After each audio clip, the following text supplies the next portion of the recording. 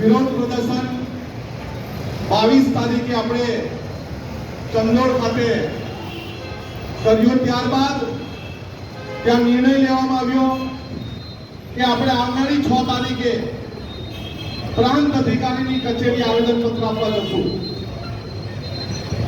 પરંતુ નફટ ચોર નાલાયક લુચ્ચી સરકાર આપણને આવેદનપત્ર આપવા દેવા પર રેલી કરવા દેવા પર તૈયાર નથી। કોઈ વાત નહીં, તમારે જે કરવું હોય તે પોલીસ અધિકારીને છૂટ છે, પણ પોલીસ અધિકારી અને પ્રાંત અધિકારી જેવું સમજતા હોય કે અહીંયા કનુભાઈના પૈસાથી સરકાર ચાલે ભાઈ, એવું નથી। અમારા ટેક્સના પૈસાથી તમને અમે ટેક્સ ચૂકવીએ છીએ। અમે કોઈ હોટલમાં ખાવા જઈએ ત્યારે જીએસટી સીએસટી ચૂકવીએ છીએ। અમે કોઈ રોડ પર વાહન ફેરવીએ તો વાહનના ટોલ ટેક્સ આપીએ છીએ। અમે કોઈ પાલિકામાં, ગ્રામ પંચાયતમાં, નગરપાલિકામાં, મહાનગરપાલિકામાં રહીએ તો અમે ઘર વેરો, સફાઈ વેરો, લાઇટ વેરો, ડ્રેનેજ વેરો, પાણી વેરો આપીએ છીએ, અને એમાંથી તમારું ઘર ચાલે છે।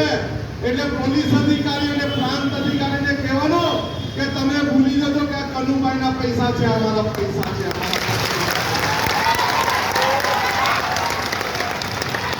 અને અમે અનુસૂચિત 5, અનુસૂચિત 6 વિસ્તારમાં રહીએ છીએ, જ્યાં સુપ્રીમ કોર્ટ એવું કહે છે કે ના લોકસભા ના વિધાનસભા सबसे ऊंची ग्राम सभा पंचायत की मंजूरी તમારે તમારા બાપે લેવી જ પડશે, નહીં તો તમે મહાનગરપાલિકામાં અમારું ગ્રામ પંચાયત લઈ શકો નહીં।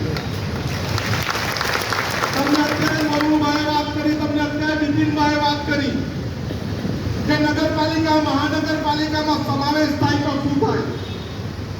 મહાનગરપાલિકામાં સમાવેશ થાય, તમારે સમાવેશ કરવો હતો તો નોટિફાઈડ એરિયા, ઇન્ડસ્ટ્રી એરિયાને કેમ સમાવેશ નથી કર્યો? કનુભાઈને આપણો પ્રશ્ન છે, કેમ સમાવેશ નથી કર્યો? બીજા જે નજીકના ગામો છે એ ગામોનો કેમ સમાવેશ નહીં કર્યો? અમારા ગામનો સમાવેશ કરવો હોય તો 244(3) ક મુજબ રૂઢિ પ્રથા પરંપરાગત ગ્રામ સભાની પરવાનગી લો। અમારો તો સમાવેશ કરવો હોય તો ભારતના બંધારણમાં આપેલ પેશા એક્ટ 1996, પેશા એક્ટ 2017 મુજબની ગ્રામ સભા બોલાવીને તમે પરવાનગી